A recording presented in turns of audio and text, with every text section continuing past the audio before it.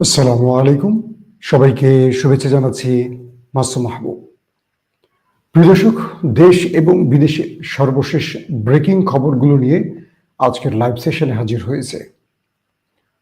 বাংলাদেশে এই মুহূর্তে আলোচনার শীর্ষে রয়েছে খতমে নবুয়তের যে বিশাল আন্তর্জাতিক মহাসম্মেলন হলো, সেখান থেকে আমাদের আলিমরা সরকারের উদ্দেশ্যে কি বক্তব্য রাখলেন। পাশাপাশি সোশ্যাল মিডিয়ায় ব্যাপক ভাইরাল হয়েছে এই সম্মেলনের মঞ্চে বিএনপি এবং জামায়াতকে অপমান অপদস্থ করা হয়েছে। প্রকৃত অর্থে আসলে কি ঘটেছিল মঞ্চে একদম নিখুঁতভাবে জানাবো আপনাদের। খুব মন দিয়ে শুনতে হবে এই তথ্যগুলো। দ্বিতীয় যে গুরুত্বপূর্ণ খবর সেটি হলো পাকিস্তান এবং ভারতের মধ্যে যুদ্ধের উত্তেজনা ক্রমান্বয়ে বাড়ছে।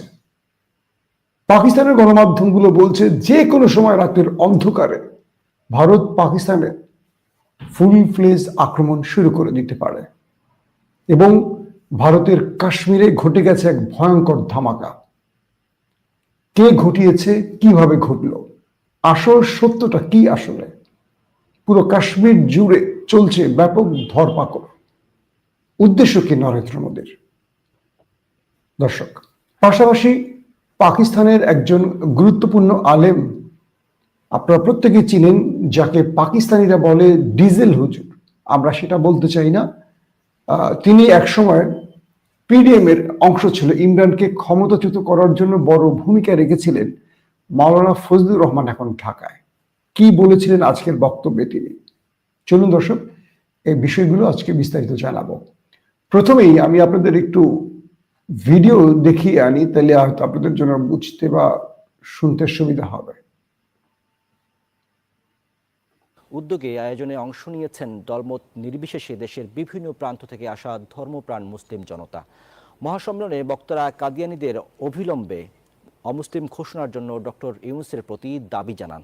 সম্মেলনে যোগ দিতে ভারত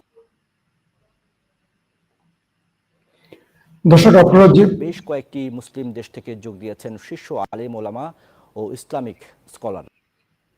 আপনারা শুরুতে যে ভিডিওটি দেখলেন, ঢাকার সোহরাওয়ার্দী উদ্যানে স্মরণকালের সবচেয়ে বৃহৎ আলেমদের সমাবেশ হয়েছে। এখানে লক্ষ লক্ষ মানুষ এসছে।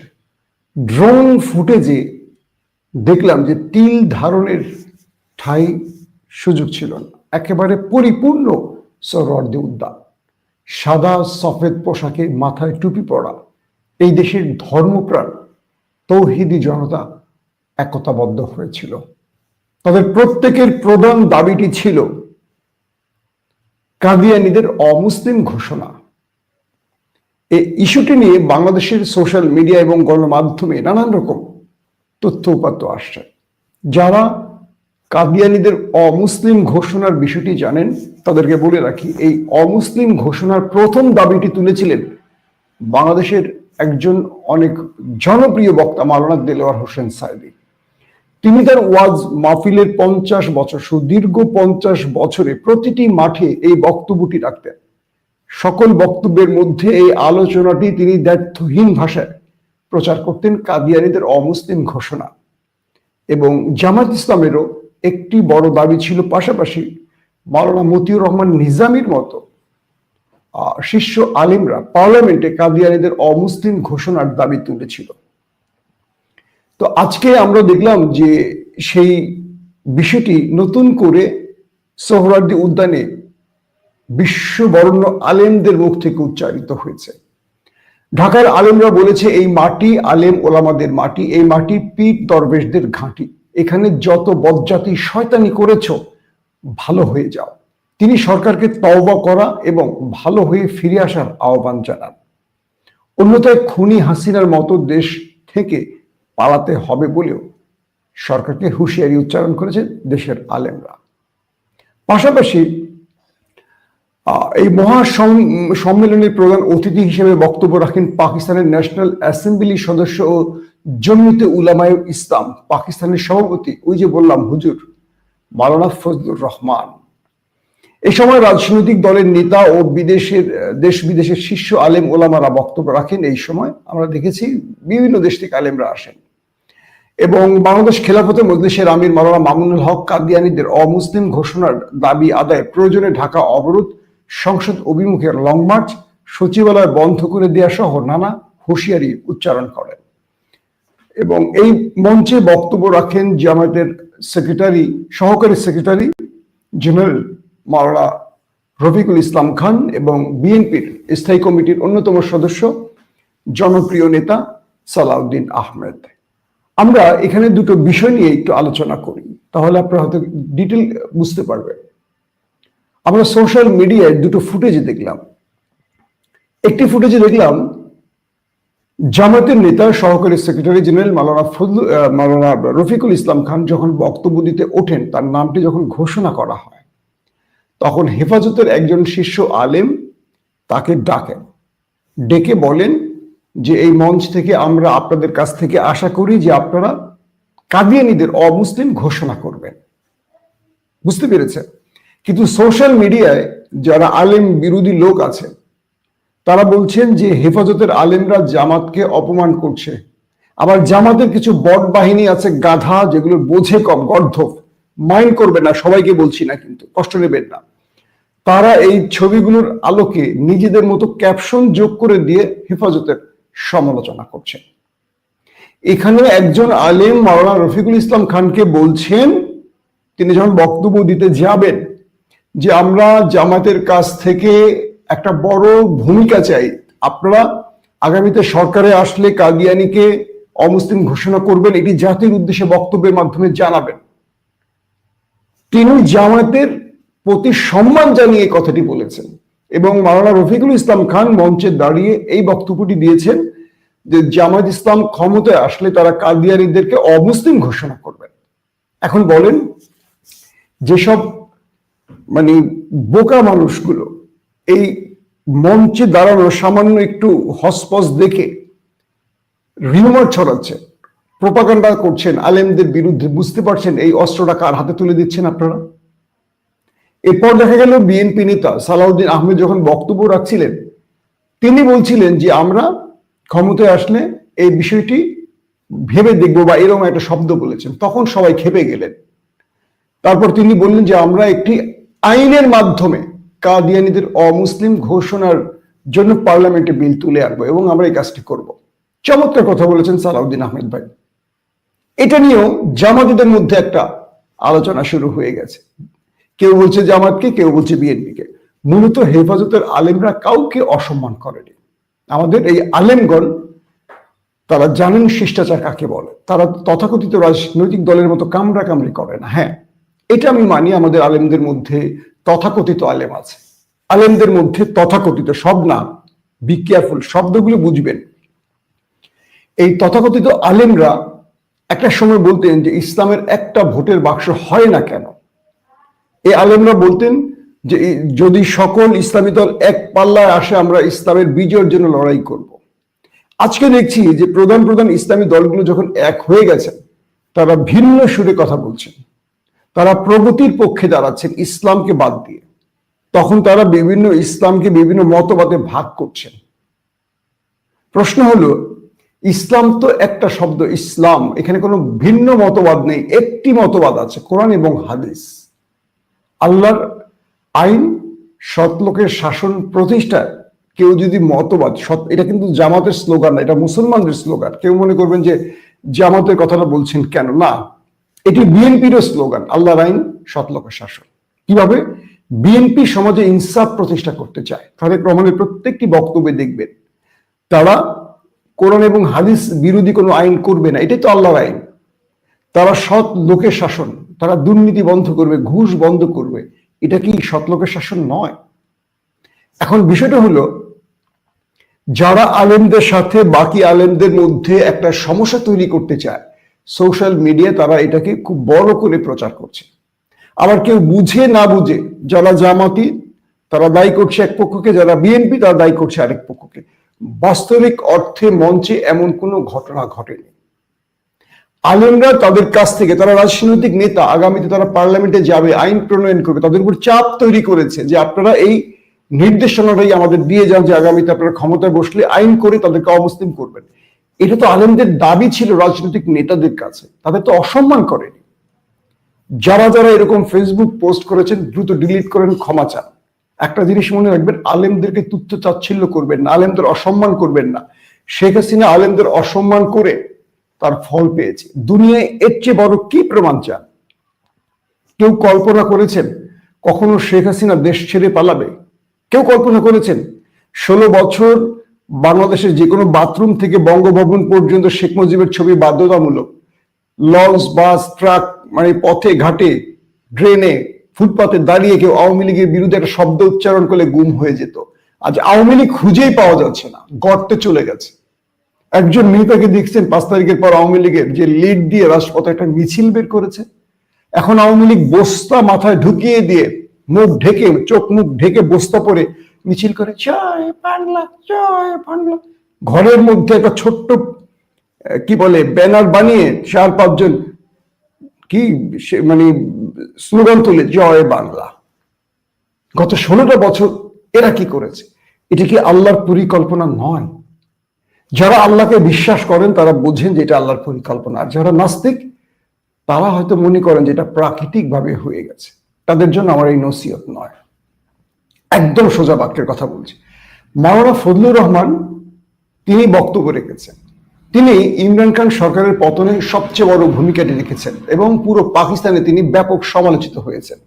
ইন্টারেস্টিং ব্যাপার যে নির্বাচনটি লাস্ট ফেব্রুয়ারিতে হয়ে গেল, সেই নির্বাচনে এই দলটি ভরাডুবি হয়েছে ইমরান খানের বিরুদ্ধে পিডিএম অর্থাৎ দুর্নীতিবাজ পরিবারতন্ত্রের পক্ষে দাঁড়াবার জন্য, অর্থাৎ পিপলস পার্টি এবং মুসলিম লীগ নুন, নওয়াজ শরীফ এবং বেলওয়ালদের পক্ষ নিয়েছিল মাওলানা ফজলুর রহমান।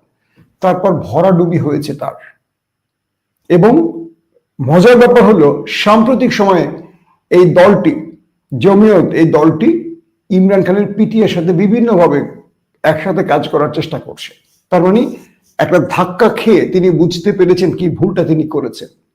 মাওলানা ফজলুর রহমানকে নিয়ে অনেক বিতর্ক থাকতে পারে, তারপরও বলবো তিনি একজন আলেম এবং তিনি আজকে বাংলাদেশে এসে বলছেন এই দেশ পাকিস্তান এবং বাঙ্গাল, তারা তো উর্দুতে বাঙ্গাল শব্দটা বলে, যে তারা মুসলমানদের জন্য, ইসলামের জন্য নিবেদিত প্রাণ।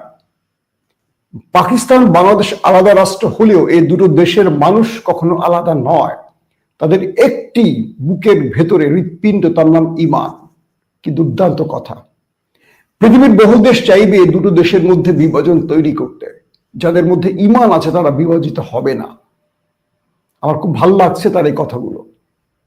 আজকে দেখি শাহরুখ খান, সানি লিওন এরা আসলে কোনো আলোচনা নাই, জাকির নায়েক আসলেই বাংলাদেশের জাত চলে যাবে, সেটা আবার বন্ধ করে দেয় আমাদের স্বরাষ্ট্র মন্ত্রণালয়। কিন্তু দিন শেষে মনে রাখবেন প্রত্যেকের ঠিকানা একটা, সেটা হলো ঈমান।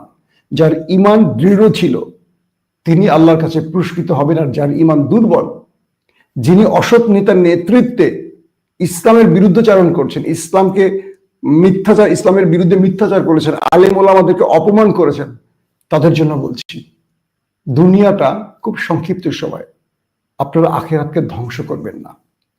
অনেকেই আমাকে বলেন, ভাই আপনি তো পছন্দ করেন বিএনপিকে, জামাতকে নিয়ে কিছু বলেন না কেন? আমি আলেমদের বিরুদ্ধে সহজে কিছু বলি না। তার কারণ কি জানেন? আমি মৃত্যুকে ভয় করি, কারণ আমি তাদের মতো বড় স্কলার নই। আমি তাদেরকে তুচ্ছ-তাচ্ছিল্য করবো সেই জ্ঞান আল্লাহ আমাকে দিয়েছে। আমি তাদের সম্মান করি, তাদেরকে শ্রদ্ধা করি, ভালোবাসি। আমি তথাকথিত রাজনৈতিক দলগুলো নিয়ে সমালোচনা করি, কারণ তারা ভুলের ঊর্ধ্বে নয়, আলেমরাও ভুলের ঊর্ধ্বে নয়, কিন্তু আলেমদের সমপরিমাণ জ্ঞান তো আল্লাহ আমাকে দেননি, তাই তাদের প্রতি আমি শ্রদ্ধা রেখে সবসময় কথা বলি। তার মানে এই লাইভে আমি স্পষ্ট করে দিলাম, মঞ্চে যা কিছু হয়েছে এগুলো সব ফেক। এগুলোকে অনেকে বাড়িয়ে টাড়িয়ে বলছেন, যা দেখছেন এগুলো খুব বেশি কিছু না, মানুষের দাবি আদায়ের বিষয় ছিল। এখানে বিএনপির সালাউদ্দিন সাহেবকেও সম্মান জানানো হয়েছে, জামায়াতের মাওলানা রফিককেও সম্মান জানানো হয়েছে, এবং দুজনেই জামাত এবং বিএনপির পক্ষ থেকে স্পষ্ট বলা হয়েছে তারা ক্ষমতায় আসলে এই কাদিয়ানীদের অমুসলিম ঘোষণা করা হবে। এর মধ্যে আর দ্বিতীয় কোনো কথা নেই, যারা বলবে সেগুলো মিথ্যা। আসেন গুরুত্বপূর্ণ দ্বিতীয় ইস্যুটিতে আসি। দ্বিতীয় ইস্যুটি হলো পাকিস্তানের বিরুদ্ধে ভারত একটা যুদ্ধের প্রস্তুতি নিচ্ছে, কদিন ধরে বলছি, এটা আরো গতি পেয়েছে। পাক গণমাধ্যমগুলো বলছে যে কোনো সময় রাতের অন্ধকারে অপারেশন শুরু করতে পারে ভারত, বাট তারপরও ভারত ভয় পাচ্ছে যে এই অপারেশনটা, অপারেশন সিঁদুর যে এই ধাক্কাটা ভারত খেয়েছে এরকম যেন না হয়, তাই তারা প্রস্তুতি বা আক্রমণের দ্বার প্রান্তে এসেও বারবার একটু পিছু সরছে, কারণ দেশটার নাম পাকিস্তান। কদিন আগেই তারা সেই ধাক্কাটা খেয়েছে তো ভারত, এই জন্য তারা আজকে আক্রমণ করবে, সব রেডি। তারপরও দেখা যাচ্ছে যে সেটা স্থগিত করছে না, আজকে না, আর 2 দিন পরে করি, দেশটা পাকিস্তান বলে। তো ইতিমধ্যে পাকিস্তানের কাশ্মীরের শ্রীনগরে একটি থানার ভেতরে ভয়াবহ বিস্ফোরণ হয়েছে। সেই বিস্ফোরণে ভারতের গণমাধ্যম বলছে 9 জন মারা গেছে, কিন্তু স্থানীয় সূত্রগুলো বলছে এই সংখ্যাটা আরো বেশি এবং আহতের সংখ্যা প্রায় অর্ধশত। আসলে কি ঘটেছিল সেখানে? কোনো সন্ত্রাসীরা বোমা নিক্ষেপ করেছিল না। ভারতের গণমাধ্যমগুলো, ইন্টেলিজেন্স সোর্সগুলো, ওপেন সোর্স ইন্টেলিজেন্স গুলো বলছে, বা তাদের গণমাধ্যম আরো আদার্স গুলো আমি চেক করে দেখলাম, তারা বলছে যে সাম্প্রতিক সময় ভারতের কয়েকটি স্থানে অভিযানের সময় ব্যাপক বিস্ফোরক উদ্ধার করা হয়েছে। প্রায় ফরিদাবাদ থেকে প্রায় 3000 কিলো বিস্ফোরক উদ্ধার করা হয়েছে। তো এগুলো নাকি তারা ফরিদাবাদ থেকে শ্রীনগরে নিয়ে মজুত করেছে। আজকে সেখানে ফরেন্সিক ডিপার্টমেন্ট সেখানে গেলে হঠাৎ থানার মধ্যে সেগুলো বিস্ফোরণ হয় এবং সেই বিস্ফোরণে পুরো থানা উড়ে যায় এবং আশপাশের বাড়িগুলোর ছাদ টাদ সব উড়ে যায়। এত ভয়াবহ বিস্ফোরণ হয়েছে। আসলে কি এই তথ্যটা কি সঠিক, নাকি ভারত কোনো কিছু আড়াল করতে চায়? আসেন এই বিষয়টা একটু চিন্তা করি। নয়াদিল্লিতে যে আক্রমণটি হলো, সেই আক্রমণের সঙ্গে সঙ্গে ওমর নবী নামে একজন ডক্টরকে, কাশ্মীরি ডক্টরকে দায়ী করা হয়েছে এবং সেই ডক্টরকে দায়ী করে যারা কাশ্মীর থেকে ভারতের বিভিন্ন জায়গায় এসছে, ইঞ্জিনিয়ার বা ডক্টর, যারা মানে কি বলবো যে উচ্চ শ্রেণীর ব্যক্তি হয়ে গেছেন, এক কথা ডাক্তার, ইঞ্জিনিয়ার, তাদের তালিকা করে করে তাদেরকে ধরপাকড় শুরু করেছে। অর্থাৎ কাশ্মীরের যারা একটু মেধাবী বা যারা ভারতের জন্য বড় ভূমিকা রাখতে পারে, ভয়েস রেজ করতে পারে, তাদেরকে সন্ত্রাসী বানাতে চাইছে এই দেশটি, বানিয়ে তাদের মাধ্যমে মুসলমানদেরকে দুর্বল করতে চাইছে। নাম্বার 1। নাম্বার 2 হলো, প্রশ্ন উঠেছে ফরিদাবাদে যে 3000 কিলো বিস্ফোরক পাওয়া গেছে, এটা মুসলিম অধ্যুষিত কাশ্মীরের শ্রীনগরে কেন নেওয়া হলো? কারণ সেখানে তো ভারত একটু থ্রেটে থাকে, এটা মুসলিম অধ্যুষিত, এখানে প্রায় আক্রমণের ঘটনা ঘটে। এই প্রশ্নটি এখন উঠে আসছে ভারতে যে এটি ফরিদাবাদ থেকে অন্য কোথাও না নিয়ে কেন নেওয়া হলো কাশ্মীরের শ্রীনগরে? নাম্বার 1। নাম্বার 2, এই বিস্ফোরক এক স্থান থেকে আরেক স্থানে নিলে এটি বিস্ফোরণ হতে পারে। যদি তাই হয় তাহলে এটি ফরিদাবাদের কোনো একটি ফাঁকা স্থানে নিয়ে ধ্বংস না করে শ্রীনগরে নেওয়া হলো কেন? এই দুটো প্রশ্ন এখন বিস্ময়। বলা হচ্ছে যে ফরিদাবাদ থেকে যে বিস্ফোরক উদ্ধার হয়েছে এগুলো ছিল একটা গেম, অর্থাৎ সাজানো নাটক। শেখ হাসিনার মনিরুলের কাউন্টার টেরোরিজমে যেমন খেলে, এটি তারা খেলছিল ভারতের মুসলমানদেরকে দুর্বল করার জন্য। এবং আসছে নির্বাচনে নরেন্দ্র মোদী তার নির্বাচনে বিজয় পাওয়ার জন্য আবারও পাকিস্তান এবং মুসলিম বিরোধী একটা কার্ড খেলতে চেয়েছিলেন, সেটির অংশ ছিল এই ফলস ফ্ল্যাগ অপারেশন। এখন যেটি হচ্ছে যে ওখানে যদি ধরেন থানার ভিতরে যে বিস্ফোরক ছিল 3000 কেজির মতো, এটা তো অটোমেটিক বিস্ফোরিত হওয়ার কথা না। এটা বিস্ফোরণের জন্য একটা হিট প্রয়োজন, যেটা 117 মানে অর্থাৎ 170 সেন্টিগ্রেড তাপমাত্রা পাওয়ার পর এটি বিস্ফোরণ হওয়ার সুযোগ থাকে। প্রশ্ন হলো থানার ভেতরে 170 উপরে 170 সেন্টিগ্রেড তাপমাত্রা কি করে তৈরি হলো, এবং এই শীতকালে তাপমাত্রাটির কারণে এটি বিস্ফোরণ হওয়ার পসিবিলিটি, এটি কিন্তু সামরিক বিশেষজ্ঞরা বলছেন। এই বিষয়গুলো নিয়ে এখন নানান রকম সন্দেহ তৈরি হয়েছে। বলা হচ্ছে যে ওই দেশটি পাকিস্তানের সাথে একটা যুদ্ধ তৈরির জন্য নিজেরা অনেক কিছু করছেন এবং এগুলো পাকিস্তানের ঘাড়ের দোষ চাপাবার জন্য তারা তৈরি করছেন এবং সাজাচ্ছেন। ইতিমধ্যে এতদিন নরেন্দ্র মোদীর পক্ষ থেকে সেইভাবে বক্তব্য না আসলেও ভারতের গণমাধ্যমগুলো পাকিস্তানকে দায়ী করলেও আজকে থেকে না, গত 2 দিন ধরে দেখলাম পুরোপুরি এই ঘটনায় পাকিস্তানকে দায়ী করছে। শুধু পাকিস্তান না, সঙ্গে তুরস্ককেও জড়াচ্ছে এবং তারা তাদের মতো করে ফেক তদন্ত করে এই ব্যক্তির নাম, ওই ব্যক্তির নাম, সিসি ক্যামেরার ফুটেজ এরকম মেক করে। আপনাদের মনে আছে বাংলাদেশেও যখন জঙ্গি উদ্ধার বা জঙ্গি নিধন শুরু হয়, তখন আমরা চিনা না জানা হঠাৎ করে দেখতাম 4জন যুবক, 5জন যুবক, 6জন যুবককে একটা বাসায় আটকে রাখা হতো। এই যুবকদের কোনো বক্তব্য আমরা কখনো শুনিনি। এরপর দেখতাম যে মনিরুল বা আমাদের পুলিশের সেই ভয়ঙ্কর খুনিগুলো বাসাটা ঘিরে রেখে বাইরে থেকে গোলাগুলি করতে করতে করতে সব মেরে ফেলতো। কখনো দেখিনি যে ওইখান থেকে একটা বোম মেরে মনিরুলের চান্দির মধ্যে মারছে আর একটা পুলিশ আহত হয়েছে। তাই তো দেখেছি আমরা সবসময়। তো এই সাজানো নাটকগুলো কখনো আমাদের গণমাধ্যম সত্যতার সাথে প্রমাণও করেনি, বলেও নি, কারণ সকল গণমাধ্যম ছিল শেখ হাসিনার পুতুল। এবং এরা মানে শেখ হাসিনার পক্ষ থেকে যাই বলতো, র্যাবের পক্ষ থেকে যাই বলতো, কাউন্টার টেরোরিজমের পক্ষ থেকে যাই বলতো, আমাদের গণমাধ্যম তাই বলতো। কখনো কেউ তথ্য উপাত্ত সংগ্রহ করে কোন তদন্ত করে আমাদের সাংবাদিকরা অনুসন্ধান চালিয়ে রিপোর্ট করেনি। যেহেতু আমাদের সাংবাদিকরা সবসময় অবৈধ টাকার লোভী, কোন জায়গায় খাম পাবে, কোথেকে কি পাবে, এই ফ্লট পাবে, ফ্ল্যাট পাবে, এগুলো নিয়ে ব্যস্ত থাকে। সত্য উদ্ঘাটনে কেউ কাজ করেনি। মনিরুল বলতে এগুলো বিএনপি জামাতের কাজ, পুরো পৃথিবীতে তাই বলতো আমাদের গণমাধ্যমগুলো। ঠিক একইভাবে ওই দেশটির গণমাধ্যম বলছে এখানে তুরস্ক পাকিস্তানের হাত আছে, এখানে কাশ্মীরের যুবকরা পাকিস্তানের সাথে প্ল্যান করে এগুলো করছে, কিন্তু প্রমাণ নেই। তো শেষ পর্যন্ত কাশ্মীরের শ্রীনগরে এই বিস্ফোরণটি এত ভয়াবহ হয়েছে, আহত আরো অনেকেই মারা যেতে পারে আশঙ্কা করা হচ্ছে। এবং এই ঘটনার পরপরই দুই দেশের মধ্যে উত্তেজনা যেমন বেড়েছে এবং দুই দেশ যুদ্ধের জন্য চূড়ান্ত প্রস্তুতি গ্রহণ করেছে। শেষ পর্যন্ত নরেন্দ্র মোদী কি করবেন এটি বোঝা মুশকিল। তবে দুই দেশের অবস্থা, দুই দেশের বক্তব্য, দুই দেশের সামরিক প্রস্তুতি, সীমান্তে দুই দেশের ভারী অস্ত্র মোতায়েন বলে দিচ্ছে দক্ষিণ এশিয়া আরেকটা পারমাণবিক যুদ্ধ দেখতে যাচ্ছে। আবারও বলছি, আমরা যুদ্ধ চাই না, আমরা শান্তির পক্ষে। আমরা হানাহানি চাই না, আমরা শান্তির পক্ষে, সৌহার্দ্যের পক্ষে। প্রতিবেশী প্রত্যেকটা দেশের সাথে আমাদের সম্পর্ক ভালো থাকুক, আবার অন্যান্যদের মধ্যেও সম্পর্ক ভালো থাকুক, এটাই আমরা চাই। কিন্তু রাজনীতি, পুঁজিবাদী রাজনীতি কখনো কখনো নিজেরাই নিজেদের মানুষকে হত্যা করে রাজনীতির গেম তৈরি করার যে খেলা ভারত এবং বাংলাদেশের বিগত সরকারের সময় আমরা দেখেছি, সেখান থেকে আমাদের নানা সন্দেহের সৃষ্টি হচ্ছে। প্রত্যেকে ভালো থাকবেন। আল্লাহ হাফেজ।